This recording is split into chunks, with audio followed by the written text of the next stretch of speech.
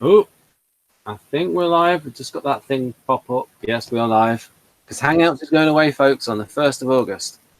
Right then, so I'm just going to do my... Not this Hangout. Yeah. It's a little... Let's do the little zoom out.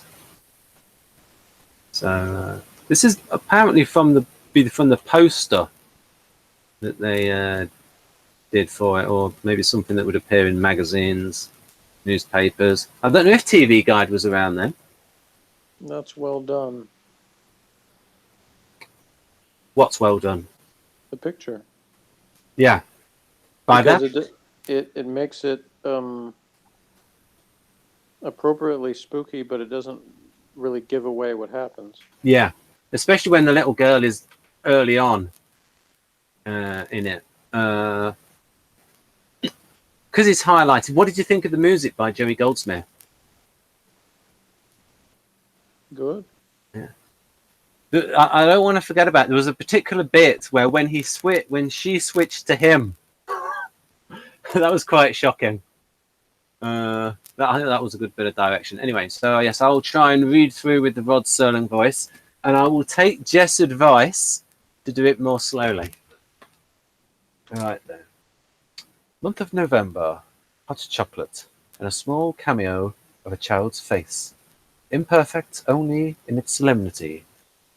And these are the improbable ingredients to a human emotion, an emotion, say, like fear.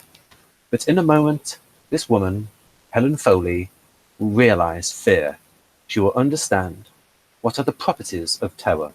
A little girl will lead her by the hand and walk her into a nightmare. There you go. That's what you should do, folks. Follow Jeff's advice in all things. Good tip. Especially dieting advice, as you will see on his channel soon. And his channel being the SP Spaz. There you go, a little promo. Coming home from work, school teacher Helen Foley encounters Marky, a strangely serious little girl, on the stairs outside her apartment. I'll just say for now that I like the performance of the little girl. She invites her in for a cup of hot chocolate and finds that the child seems to know her and is particularly insistent on jogging her memory about a vaguely familiar-looking man she saw earlier that day. This does not seem important until the same man arrives at Helen's door. Frightened, Marky runs out the back way. The man is Peter Selden, who worked for Helen's mother.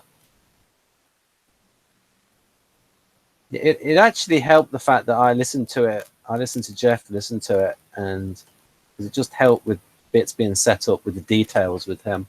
When Helen was a child, and who claims to have been the first to find her mother's body after she was murdered, an event Helen witnessed but is blocked from her conscious mind. When she mentions Marky, Selden remarks that this was Helen's nickname as a child and shows her an old photograph of herself, which makes me think that he just randomly had a photograph of her. So he was trying to... He's a bit of a psycho, so maybe he wants to jog her memory and then kill her. Anyway, discussion for later. She and Marky are one and the same. After Selden leaves, Marky reappears. She is Helen, and she's here for a reason, to force Helen to remember her mother's death. Just then, Selden returns. He confesses to the murder and explains that he has tracked Helen down in order to get rid of the sole witness to his crime. He lunges at her, but she manages to get out of the hallway and push him down the stairs to his death. Thanks to the intervention of Marky, who was, in fact, no more than the part of herself that did remember, trying desperately to save her, Helen survives. Let's see if I can do this. Miss Helen Foley, who has lived in night and who will wake up to morning. Miss Helen Foley, who took a dark spot from the tapestry of her life and rubbed it clean, then stepped back a few paces and got a good look at the Twilight Zone. Bit of an odd metaphor there. Over to you, Jeff. Okay, there's three things I want to make sure that I get out first before I forget to say them. Good. The first thing is that I've talked before, I think, if not on Twilight Zone reviews, then on other things, about how easily that I tear up. You know, I'm emo, it's right below the surface, whatever. But that's not always because things are sad. It's a strong reaction that comes out in me in all kinds of different emotions that just result in that. My eyes get watery. And one of those is when there's something really cool in like sort of a mysterious way, like there's an anticipation or there's a, revealing of something or whatever that has like a really cool element. And that is the effect that the best Twilight Zone type stories can have on me. And since we've been doing these reviews here in season 1, this is the first episode I can remember that actually had that effect on me. So there's a part of me that's probably like, hey, this is the first real Twilight Zone, quote unquote. And that not really true, obviously, and we've seen some good ones before now, but it definitely was the first one really took me into that feeling of when I saw the show as a kid, which obviously is appropriate considering the theme of the episode, that, it's this childhood memory thing is the whole point of it. And I also think this is our best performance by a child actor on the show so far. Yep. And that really is the strong suit of it, is her performance. And the third thing is, those two things having been said, there's so many holes in the story. And the character of the guy is an absolute failure. He was so good all those years ago at offing the mother, but he fails completely in the daughter. So all I can figure is that that he was so taken with her that there's a part of him that can't bear to kill her. Because if he really wanted to do that, he would have done it by now. Yeah, and I'll just interject to say that I think he played it quite well, his attraction to her. Yeah, and that's really the only way that it makes any sense at all, is that he's not really a cold-blooded killer in the sense that he saw her as a problem, but he really hoped that she would continue to forget everything. And in so-called keeping tabs on her, he's been given some sort of clue that she's starting to remember things, and that prompts him to be like, well, I have to get rid of her even though I don't want to. Because I guess you could say that there's an element of him that maybe he wanted her to fight back and kill him instead. Though it's kind of a weak conclusion, because he really sort of... That's the thing, is you have to believe he did it on purpose, like almost, that he had to throw himself down the stairs, but try to make it look like, she did it in self-defense, or because he really wants to get rid of the horror of it himself, and rather than like shoot himself or something, that's the way he figures to do it, that somehow that'll end the nightmare for her. And that's me obviously reading a lot of stuff in there that isn't spelled out. Yeah. But to me, it's like, in order to justify that scene, that's kind of what I can come up with, because otherwise it just comes across kind of awkward and clumsy. And, there's things I could see a scene like that in where I would have been like, oh, come on, that was stupid. And the only reason I don't have that reaction to the scene in this is because I'm trying to find the analysis in there of why it would happen that way.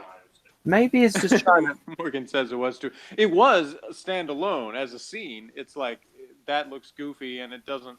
So I'm trying to give them an excuse, but I still am not satisfied with that. That's what I meant about holes in the story, because it's like the fact that I have to kind of stretch and come up with reasons for certain things is why it fails, because the logical side of me immediately sees like, this guy had every opportunity to kill her if that's what he really wanted to do.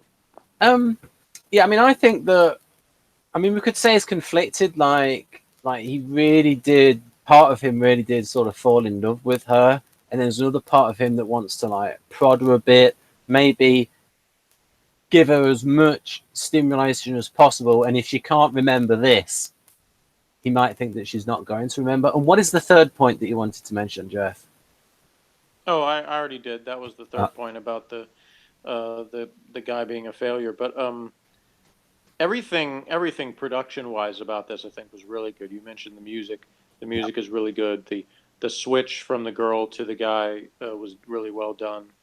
Like all of those elements of it are really good, which is, you know, that's all the pluses, and the negatives are all in the, you know, again, in the thought put into certain elements of the script or the story itself, that sort of, that you have to come up with your own justifications for, or else it doesn't really succeed. So that's the Yeah, I've got that's a little... the thing that keeps me from giving it like a 10 rating. You know, would be those flaws in it that I'm like, it had potential to be so much better because it did such a great job of setting everything up, and all of the peripheral things are so well done that you know, when these ideas pop in my head about what would have been, what could have improved it, and I think that rather than have the climax be the confrontation with the guy where he goes down the stairs, they could have done it in a way where the actual memory itself was the thing that was the climax. And I think they could have actually, you know, dragged that part out a little bit longer rather than kind of have the dissatisfying conclusion, you know. Yeah. So I know probably that's something I could see, you know, it being maybe rewritten, or, you know, there might have been network interference or anything like that, you know, to have like the so-called happy ending tacked on with the other girl. But that Yeah. was a little bit weak to me, and I thought they could have done that in a way that it had such a powerful conclusion, and instead it kind of petered out a little bit. Yeah, there was no need for that little girl thing at the end. So Well, I yeah, thought, I mean, the actual thing is effective in terms of her hearing the singing and then going out and seeing the other girl instead. Like that part itself, I don't have a problem with. But it was what led up to that. The climax was the problem, not the very ending. right. That could have been the same, or, you know, they could have maybe chopped a couple lines off of it. But the last reveal, you know, of it being somebody else, and her being so, you know, free of herself, so to speak, of her child self. Like, I get what they were trying to do there, and I don't have a problem with that. But what led up to it was right before that was a little bit weak. So before I get to the book, I'll just say that this woman that appeared at the end of I get this little trailer, it's like 10 seconds for the Danny Thomas show. And I did some research on this woman who played the Black Maid. She's Amanda Randolph, and apparently she was a comedian, a singer, a dancer, and she was the first one. Well, this one says that she was the first black actress regularly on TV, but I've seen maybe some other ones. So, and that's just to give a little bit of context for, say, that previous episode when we had the one about the boxer that I thought was good. And this is one of the few episodes this season where the lead character has been a female. Yeah, and in fact, you know, the majority of the episode carried by two females, you know, Yeah. that were really the same person, of course.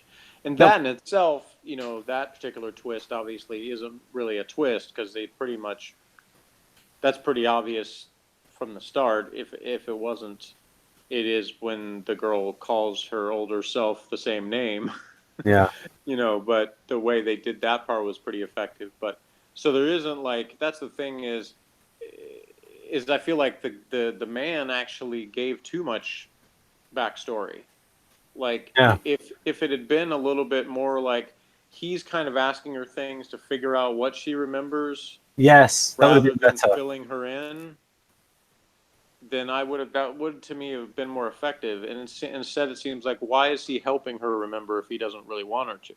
Yeah, and like showing her the photograph, and Again, I think it only works if you put in the concept that he really wants, that he's really troubled by what he did himself instead, and he's trying to get rid of himself in some way. Yeah, yeah.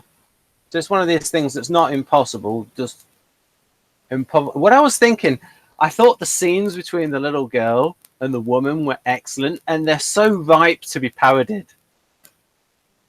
I think. Mm-hmm. Well, especially when she was like saying things, oh, and you were doing so well, and just like the interaction between the two of them, that could definitely be parodied. Oh, sure. I could imagine that being done on The Simpsons, that particular scene with the older self and the younger self. Now, this is where the book goes completely away from us. And it has like the opposite view from us, the book. Do you want to read this out, Jeff, and like stop whenever you disagree with it? I think from what I'm looking at, I probably disagree with most of it, or if not all of it. Yeah. It says the story of Nightmare as a Child, when stripped to its essentials, seems compelling, but in execution, the episode falls flat. Which, yeah, I think exactly the opposite is true. Stripped to its essentials, it doesn't make any sense, but in execution, it has a coolness to it. Yep. Part of this must certainly be attributed to poor casting. The character played by Miss Rule, who incidentally was named Helen Foley after one of Serling's favorite high school teachers, seems hard and unsympathetic, and the child is little more than harsh and irritating. Neither Serling's script nor Alvin Ganser's direction do much to bring the story alive either. Now, the script I would partially agree, but I didn't have any fault with the direction, and like I said, all the production elements were well done. I agree. And as far as the casting, looks-wise, maybe they could have found somebody who looked a little bit more like the little girl, because I'm assuming the hair was color as well. She was cast first. I don't know if that's true, but the little girl's performance, like I said, carries the thing. So I could have found maybe a different adult, but still, I can't off the top of my head know that would be the case. But yeah, so and I can't really say there was poor casting. And maybe she could have added a line that she dyed her hair. It would have been difficult to crowbar that in. Part of the trouble resides in the fact that the story isn't really much of a fantasy. If you assume that the appearance of the child is a hallucination on Helen's part, manufactured by her subconscious in an attempt to bring her to a realization about the identity of the killer, then the episode isn't fantasy at all. Okay, I don't know why that in itself is trouble. I agree. Like, where is everybody? Nightmare as a Child is totally rational. No, I wouldn't agree with that either. And for the Twilight Zone, anything that remains so grounded in reality must be considered a disappointment. That's just stupid. Yeah, that's his type bias. Obviously, this guy's got intuitive preferences. That's like, that statement is just, I know, moronic. Silly.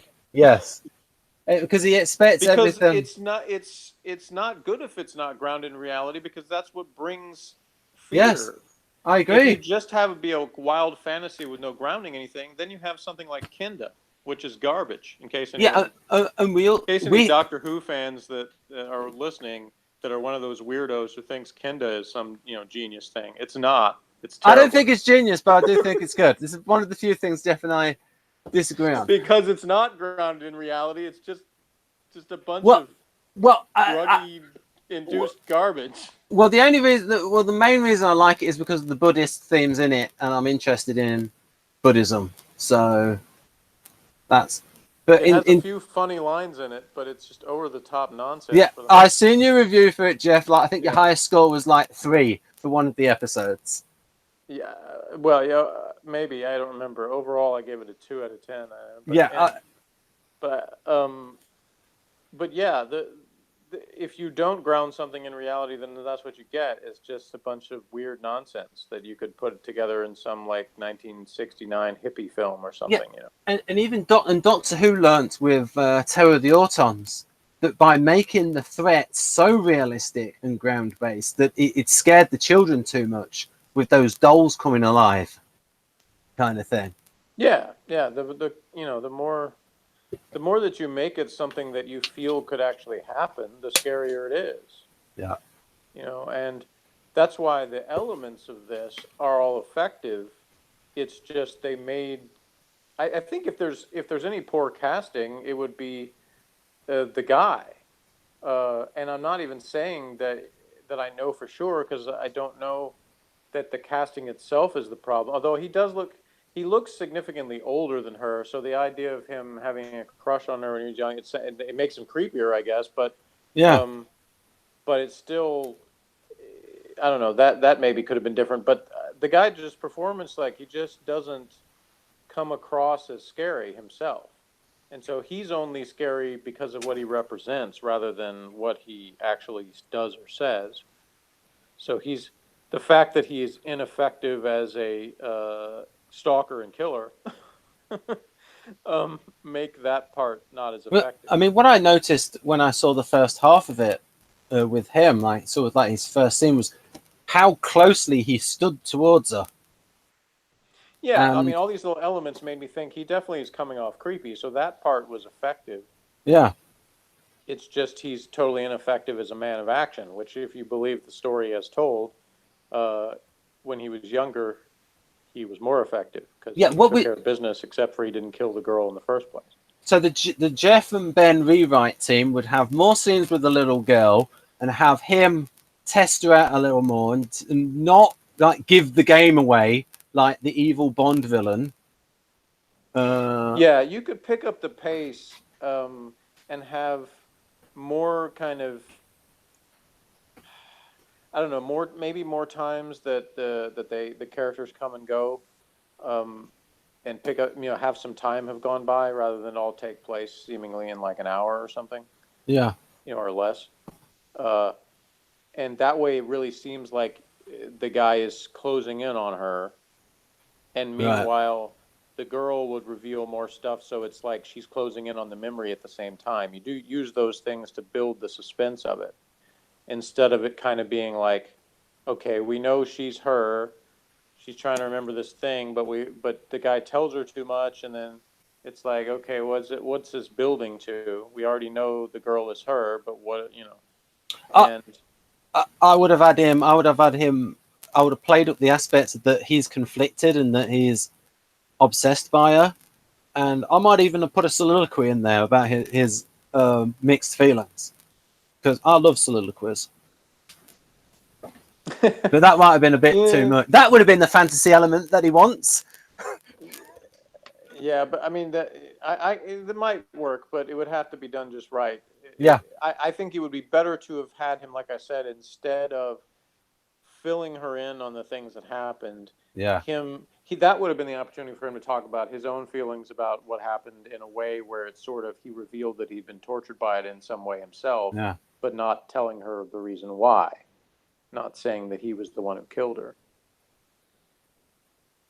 It would have been better for her to remember that instead of him telling her. Like the Because that would little. have been the ultimate climax, would have been her realizing with him there that he was the one that did it. I thought she was very good with the little looks that she was giving her Oh and the yeah, way she had a whale of a time. Let's have a look at this actress's name that played the little girl. Let's see if she yeah. went on to do other I things. think it was Terry something, if I remember right. Yeah, Terry Burnham. Yeah. Um, and yeah, I don't know how many takes it took, but I have to say that regardless of that, even if it took a long time, I mean, that's a really effective performance for a child. And we're just, a couple of weeks removed from the one about the boxer you mentioned, where I thought the only weakness really in that one was the kid actor just was a Yeah, little bit weak, just comes across as a little over the top. And there's none of that here, which is why it's yeah. so effective a performance. And she was even good in the moment where she was scared and she was running away from him. Yeah. That's usually where kids can be a bit bad. But she was quite effective there in playing.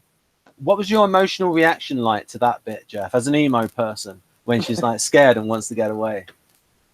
Well, like I said, my eyes were watering, and that happened already, but it didn't go away at that point. But again, it's like the payoff is not there, but it was extremely good on the setup, which is, that's the way I know that, is Mm. because of that feeling, because I wouldn't have that feeling if there's been a bunch of these episodes, I don't know if I'd say a bunch, but at least a moderate amount, where by that point in a story, I'm kind of sitting there like, okay, show me something, give me a reason to care about what's happening to this person. And I didn't have to do that with this one. All of that was present. So that's what I meant about in terms of the effectiveness of inducing that feeling of this is a cool thing.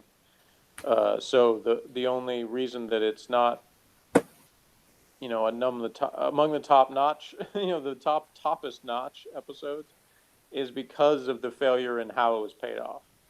So, Yeah, I mean, yeah, but I that's the would. thing is if I nitpick on something, if I'm sitting there thinking of the ways I would have made it better, or the ways I feel like it could have had much more potential, then it obviously is good enough that I can think about that instead of just sitting there and being like, okay, this was just a waste of my time. I, I think if this was like 45 minutes, you could really get a little bit more into his psychology, and I would want to sort of make him a conflicted stalker Yeah, kind of thing. it would benefit from one of two ways, either making it longer or just picking up the pace. If you only have that amount of time, you can do it effectively in that amount of time, but you've got to pace it better. Got to Yeah, because just a notch here and there of the things that set up, and like I said, it all could have taken place. All could have taken place in the same scene, rather than going from he comes in the first time and has the kind of polite conversation with her to coming back to, you know, scare her, to kill her supposedly the second time. yeah, You could have had the reveal in terms of her memory comes back, she realizes who he is, and that right there is where you have the confrontation. And if you want to do that at the top of a stairs, fine, you could do that, because she wouldn't necessarily have to have been in her apartment. She could have been on the way somewhere when it happened. And then you just pay it off that way, and you cut maybe, a good 5 minutes out of that by doing it that way. You don't have to have, you can build to it better without having the kind of fruitless conversation.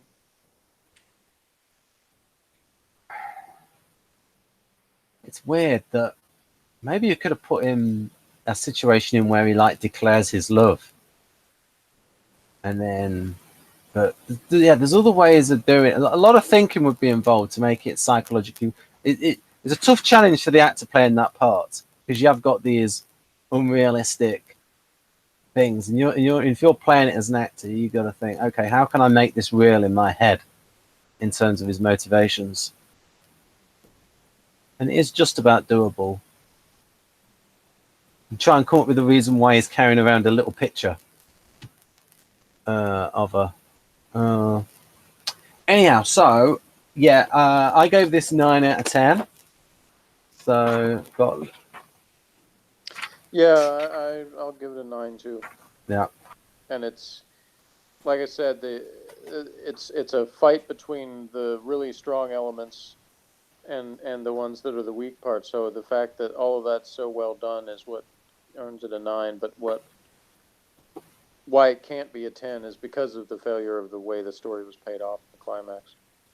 yeah. I mean, what we saw earlier on with the way this man wrote the article is there you go with a bit of the SN divide where that guy is.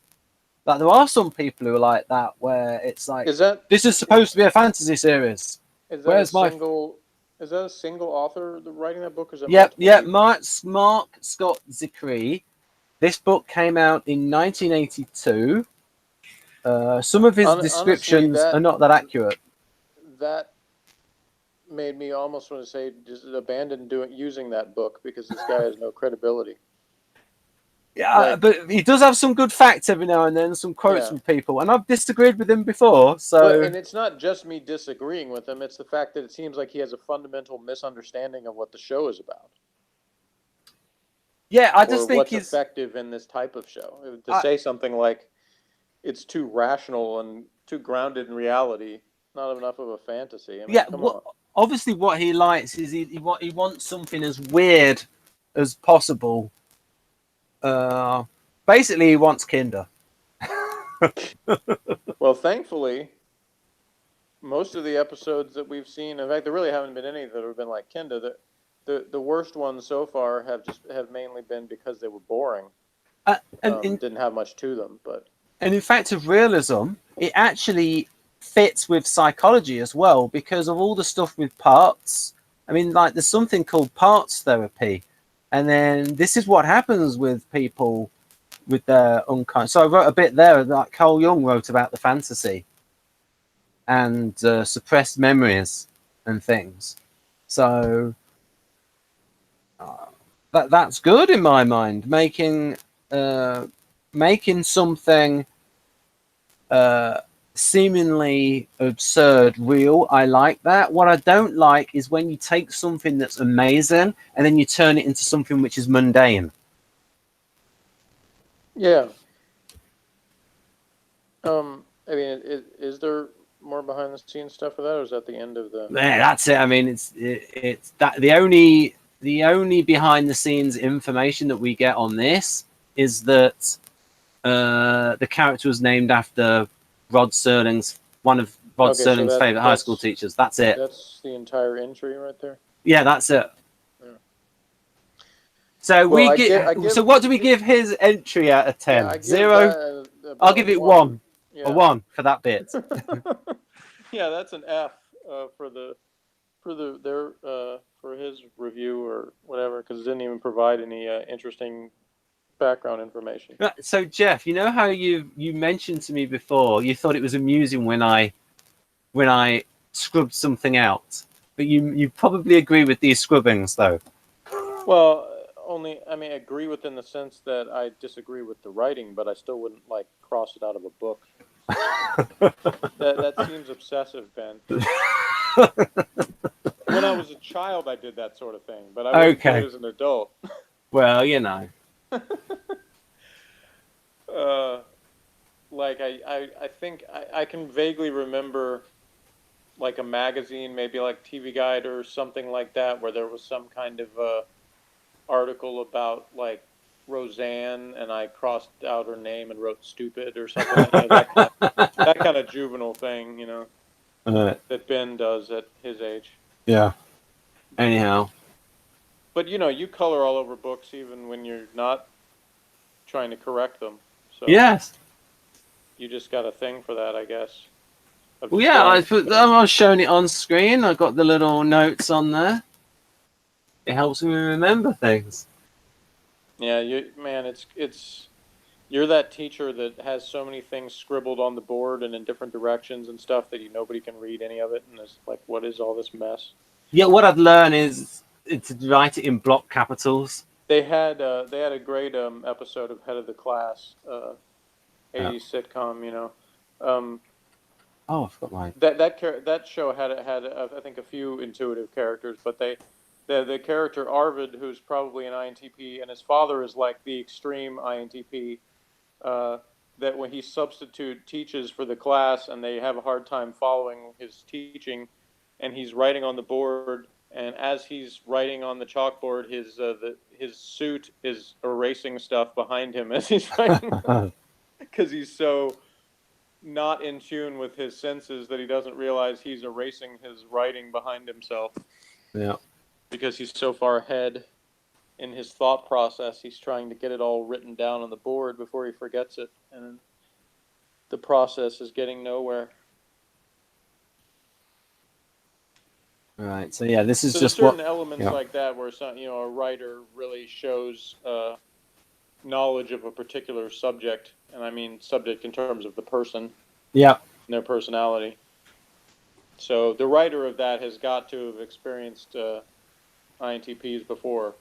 Yeah, it might have been in a science background, or my brother might have been had a science background, and he met some of his friends, things like that. Yeah, and the whole concept of that show, as opposed to the typical sitcom that would have kids' classrooms that would feature you know, kind of the normal average class for the most part. That show was supposed to be the gifted kids that were all kind of the misfits and didn't fit in with, you know, the typical high school class. Right. So there were probably, that's when you have that sort of setting, you're going to have some more, a higher percentage of intuitive characters than a lot of other shows. Yep.